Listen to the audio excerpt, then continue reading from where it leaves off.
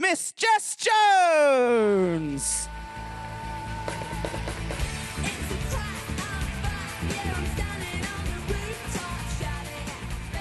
Hello, Confidence Live. Hello? Are you feeling good? More confident?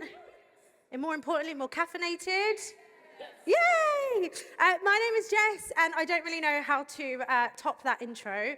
And equally, now your expectations are going to be so high, but we're going to roll with it. We're going to roll with it. I'm going to introduce myself a little bit with a few, 3 slides. The first, this is my wonderful family. I'm responsible for 5 humans. I say 5 because my husband. And 4 incredible children. Any parents in the room?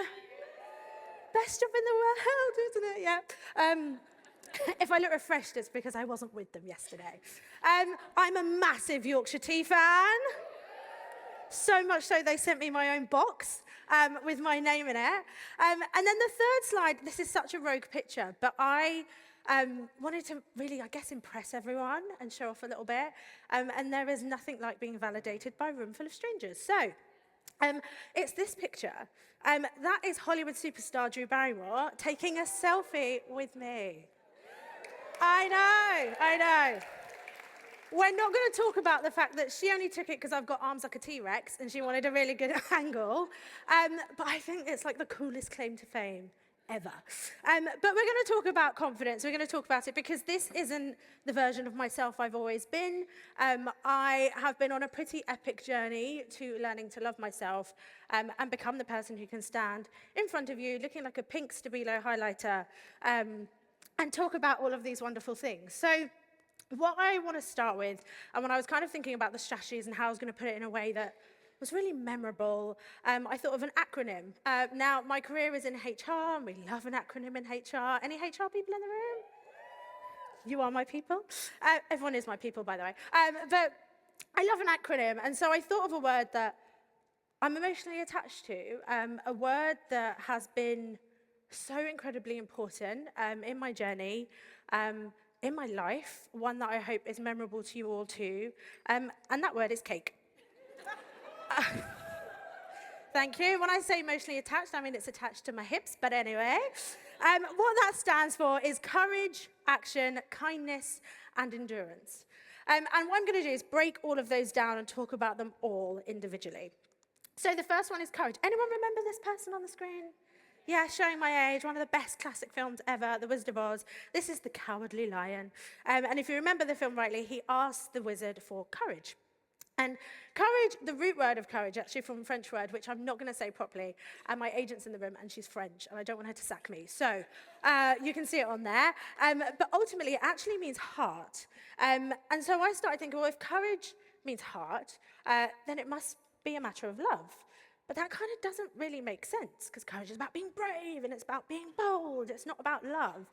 And then I realized, no, it probably is. And actually, if I look at the moments in my life where I was the most courageous, it was normally attached to something I loved or was a matter of my heart. And they talk about it a lot when they say people run into burning buildings without thinking for things that they love, and they're courageous and they're brave. And it's because it's a matter of love. So I realized there was this interlink between courage and love, or self-love in particular. So courage isn't not doing things in the absence of fear. It's not being afraid. Like, my heart is racing so much, my watch has just asked me if I'm okay. But it's the courage because I walked on stage anyway, and I'm here doing it regardless of that. And self-love is the foundation of that relationship you have with yourself.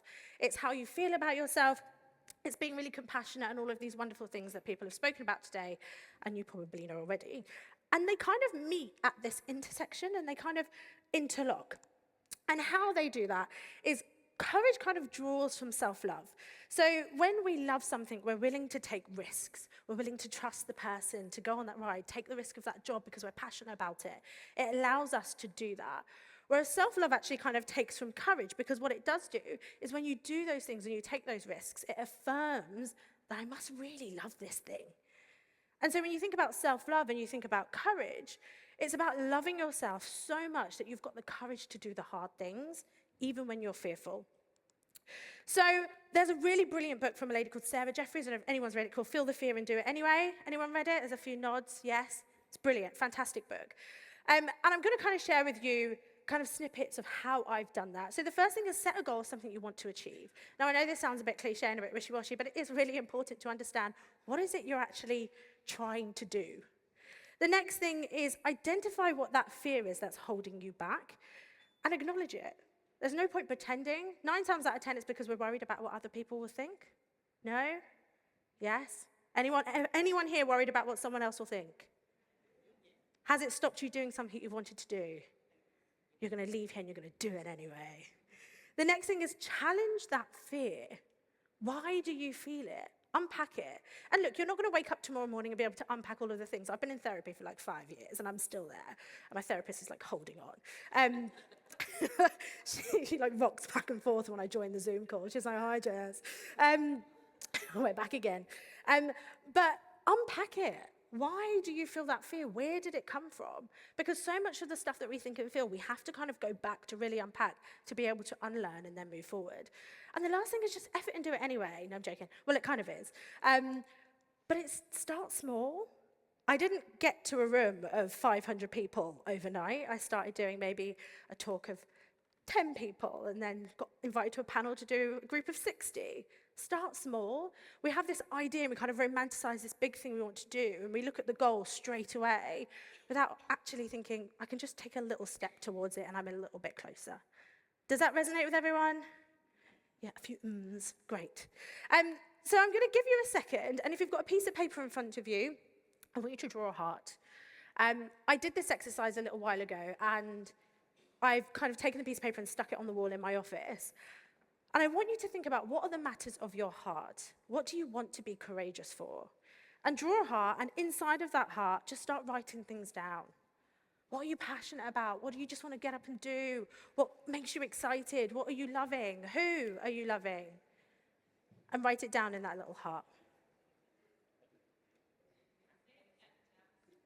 Could you not hear me? Can you hear me now? Right. What do I need to say again? In your heart, draw a heart. And inside of your heart, I want you to write the things that you're passionate about. What's a matter of your heart? Write yourself. Write something you're excited by, something that excites you, something that you love, something that you want to be courageous for. I want you to write it in that heart. Every kind of section I'm going to do, or every letter we're going to talk through, I'm going to give you a quote at the end. I love a quote. If I could be anything in the world, you know, people are like, if you could be anything else, what would you be? I'd be an Instagram quote page. I love it. I've got them all over my house, like, so sad. Anyway, I love this from Anais Nin, and it's, life shrinks or expands in proportion to one's courage. How big do you want to expand your life? And I want you to think about that, and I want you to think about it when you look at those things that you've drawn in your heart. How big do you want to expand your life? Because your courage will encourage that. So, the next letter is A, and that is for action, which by dictionary definition is about the process of doing something, typically to achieve an aim. So I'm going to share 3 actions that have been so integral in my confidence journey. I don't know if I could have probably gotten to where I have without doing these 3 things. The first one is the 5-second rule. Anyone familiar with this? I think I shared it last year. Yes, Mel Robbins, she is incredible. And she talks about this process of having the 5-second rule. And ultimately what it is that you don't give yourself a chance to out-talk yourself to doing something. So if you've got an idea, if you've got something you need to act on, you count down from 5, and then you go for it. And the reason why you don't count up from 1 is because I'd stand on the edge of the stage and go, okay, ready, 1, 2, 3, 4, 5, 6, 7, 8, 9, 10, 11, 12, 13, 14, 15, and I'd just keep going and going and going. I'd never get on here. But you have to count down from 5. So you go 5, 4, 3, 2, 1, and you take action.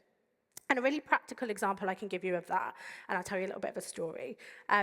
I worked for someone who was really horrible. She was really horrible to me, really, really horrible to me. I actually recently unblocked her on LinkedIn so she could see how far I came. Petty.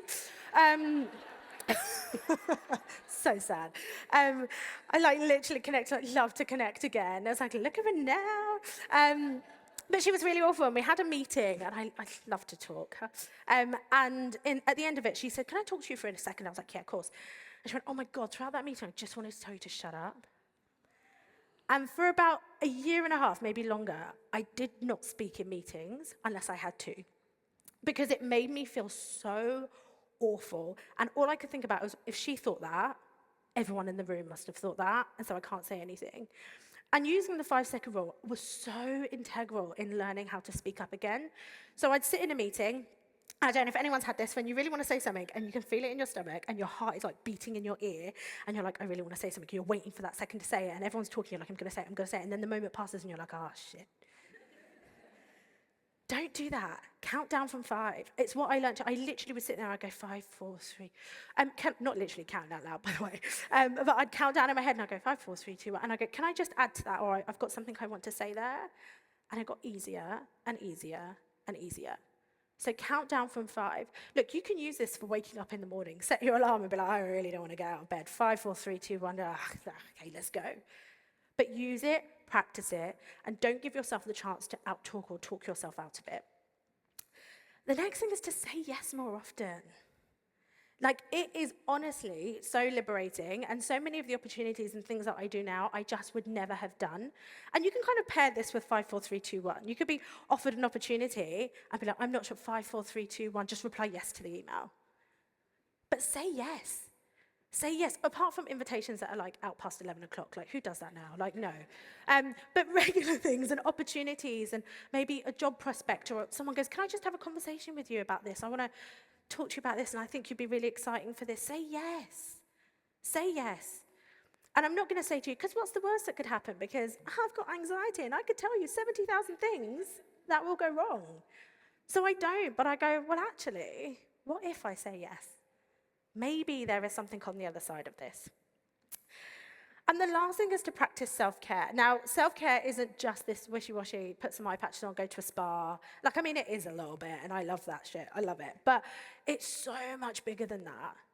It's actually about recognizing, what is it that you need? What do you need? How does that look for you? And practice it all of the time. Even things like gratitude and mindfulness, and often people talk about them, and if you're not in a very good headspace, you literally want to be like, all right, hon, like, that's going to work for me. But I promise you, living in those spaces genuinely can be part of transforming your life. It says on here that practicing things like mindfulness and gratitude can help reduce stress, improve emotion, improve sleep. I've got 4 kids. What is sleep? But it definitely helps with the other 2. But practice it. Do it for yourself. For me, self-care is kind of that action of self-love. It's like the doing of it. It's putting it into practice. We're very quick to help and care for others and not so quick to do that for ourselves. So, again, I'm going to end each little section with a quote. Inaction breeds doubt and fear, but action breeds confidence and courage. If you want to conquer fear, do not sit at home and think about it. Go and get busy. The get busy bit, I'm not sure about. Slightly questionable. But go out and get busy. Do it. Do the thing. Count down from 5 and go for it. The next is kindness. And I love this one. And I love it because people always talk about kindness, and it kind of is that fluffy subject, but it's actually so deep-rooted in science. And we're taught from very, very young to be kind to other people. I don't know if anyone who has children, the teachers at the kids' school or nursery always go, gentle hands, be kind. My kids do not have gentle hands. They drop kick each other like every day. But they teach kindness, but nobody at any point in our life explicitly teaches us to show kindness to ourselves. There's no rule book for that. No one encourages that often. So there's a science to being kind, and it does 2 things. So it does something to your brain, and that is it releases dopamine. I'm a dopamine seeker. I love it. And it isn't just about going shopping and doing all these fun things, but that kindness and those acts of self-care that you've worked out that you need for yourself, they literally release chemicals in your brain and in your body that are good. The next thing is for your body. It releases stuff called endorphins. Every time I hear endorphins, I don't know if anyone remembers in Legally Blonde. Do you know where this is going? Endorphins make you happy. Happy people don't kill people. But they do. Well, they don't kill people, but they do make you happy. They make you happy. Endorphins make you happy. And oxytocin is normally called the love hormone, but it's actually the thing that releases when you have your children. It's the thing that releases when you're with your consenting adult partner. It's a great hormone. It's a happy hormone. It's a love hormone. Those things actually happen to your body when you are kind to yourself. There is science behind it. It's not just a matter of, I'm just going to sit near these crisps and this is me being kind. No, it's deep-rooted. There's so many incredible things that happen when you start being kind to yourself. So how do you do that? And it can be different for everyone, but I'm going to go through a few of these because I think there are so many different ways it shows up for ourselves. The first thing is forgiving yourself. I used to beat myself up about so many things, so many things. Yesterday, I did a really exciting talk and we talked about reframing the word failure. If I failed at something, I'd be like, oh. Even when I used to do talks, I'd come off and I'd think of the one thing I forgot to say. I did a talk last year and they had to rate you while you were on stage. It was like the worst. And they had to give you a rating out of 5 stars, and I got 4.9. Hey, no. Who gave me 1? That is where I was at. But I had to just forgive myself, show myself the grace that I so passionately give to other people. It was okay. Forgive myself for the things that I forgot or I didn't do, or maybe I regret a little bit, and move forward from them. Another one is speak up. Speak up and ask for the things that you want. Ask for the things that you need. It's so, so important. Showing yourself patience. I am like the least patient person, which having 4 children does not help with at all. But I've had to really try and learn it. Like I recently got a PT to just start working out for my mental health and do all of these wonderful things and move my body. And by day 4, I was in the mirror like, what am I doing? 4 days, hun. You've been exercising for 4 days. I've got 0 patience. But showing yourself patience, particularly in journeys like self-confidence and self-love, it's not going to happen overnight. So give yourself that grace, show yourself that patience. Set boundaries. There's a wonderful a friend of mine, Michelle Elman, online, who talks about boundaries. It's so important to have them, whether it's at work, whether it's with family, whatever that looks like for you. For me, it's a massive act of kindness and self-care to myself to set a boundary and say, actually, I'm not going to do that. I'm not going to accept that conversation. I'm not going to talk to that person that actually just makes me not feel great. It's hard as hell to set boundaries. It really is. But it will be one of the best things that you do for yourself. And the other is acceptance. I think when we talk about setting goals and want to become these better versions of ourselves, we romanticize what that life will look like. And look, I'm all about romanticizing life, I really am. But you can often get so fixated on that that you almost berate the current position that you're in because it feels so far away. So accept the position that you're in. You've got to where you're at, you're incredible where you're at, and it's only going to get better from here. I love this, and I also realize I think I spelled criticizing wrong, but anyway, I'm not going to beat myself up about it. You have been criticizing yourself for years and it hasn't worked. Try being kind to yourself. Try approving yourself and see what happens. That's from a wonderful woman called Louise Hay. She's written a brilliant book called You Can Heal Your Life. And she's also done another one called You Can Heal Your Body. There's a whole series. But it always makes me laugh when I think this, because I think, oh my gosh, that's so true. We've gotten this far being really unkind to ourselves, thinking something's going to change. What if I shift how I speak to myself? What if? The last one I'm going to talk about is endurance, and massively inspired by the recent London Marathon. Anyone a marathon runner? What, one person? Go you. Yes. Amazing. I mean, I totally would be, but like, not really my thing. I tried it like once, like no patience with myself. I ran once and I was like, not gonna do this again. But endurance is the ability to endure hard things. Look, this journey of becoming a more confident person, of self-love and really changing how you think about yourself and what your life looks like, is hard. There are setbacks, there are things that make you feel uncomfortable. It isn't easy breezy all of the time. And you've kind of got to endure some of those things. And there are 3 things that I take from endurance that I think are really important. One is resilience. It's like helping you to just pick yourself back up when it doesn't work out. And that is so hard to do. It's so hard to do, but it's so worth it. The next is patience, and I know I spoke about that before, but it's knowing that nothing that you're going to do is going to be overnight. So kind of give yourself that patience and show yourself that grace. And the next is self-discipline. I'm not the greatest at this one. It's taken a lot of practice for me to be able to start being harsher but kinder to myself and show myself the discipline that I need in order to move forward and be determined enough to move forward. And when you kind of look at endurance, those are the three things that, for me, hold on to it and make sense. So the marathon, we're going to talk about a marathon, not the literal marathon, because I absolutely cannot run, but we're going to look at the kind of metaphorical marathon it is of kind of being on this self-love and confidence journey. The first is you're setting a goal. Most people that I know that run marathons are going to set that goal. They're like, right, that's the marathon I'm going to run. What is it, like 26 miles? 26 miles. And they're like, that's what I'm going to run. And then they train for it, right? Nobody in their right mind rocks up to a marathon on a day, fresh trainers out the box, and is like, boom, I'm ready to run. No, hun. You're absolutely not. You have to train for it.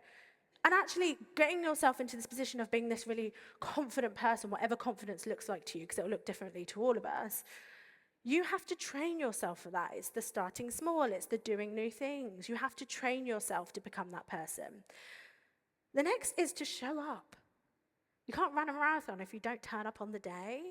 But you've got to show up for yourself day in, day out, even when it's hard, even when you don't want to, even when you probably didn't do well last time and you're like, oh, it's going to be the same. Get up and show up for yourself. The next is to fuel yourself. I've been really obsessed with like marathon TikTok. I'm not even sure why, because I'm clearly not going to run a marathon. But everyone's been drinking like these little gel packets. Has anyone else seen them? Yeah, I don't know what they are.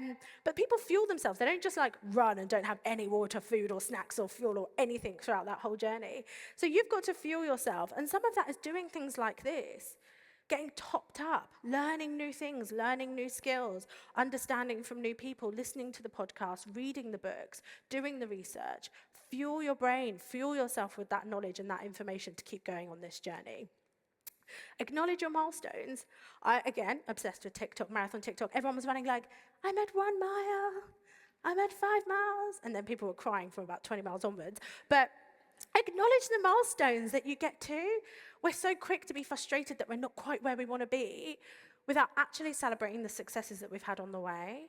So you spoke to 5 people. Okay, so your goal is to go on a stage and talk to 1,000 people. But you encouraged 5 people. That is incredible.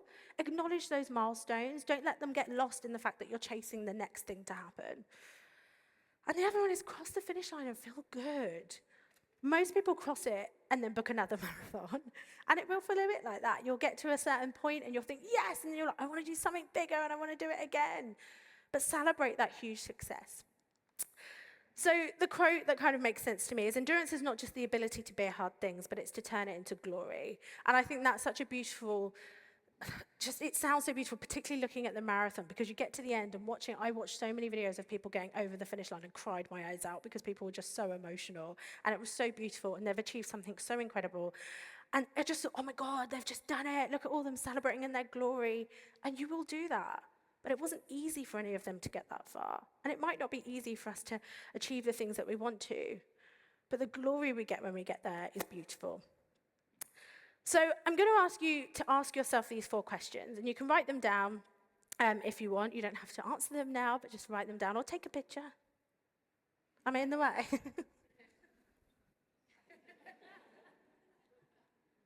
Perfect. What is a matter of your heart? I know we wrote down those lovely love hearts. What action can you take tomorrow that will help you work towards your goals? How can you show yourself some kindness? What does that look like for you? And what will crossing the finish line feel like? I'm going to end with one final quote from me. And I wrote this, I think I wrote it in like 2018, 2019, and when I wanted to do these really big events and I had like 10 people show up, but it was brilliant and it was lovely and I loved it. And it was be the person that you want to be, that are capable of being, and that you already deserve to be. And if in doubt, just have some cake. My name's Jess. This has been incredible. I hope you've taken something away from that, and thank you so much.